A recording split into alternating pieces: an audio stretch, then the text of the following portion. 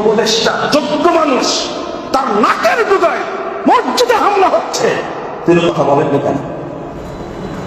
বুঝেননি কথা? হেফাজতের আমির, হেফাজতের মহাসচিবের বাড়ি হলো ব্রাহ্মণবাড়িয়া।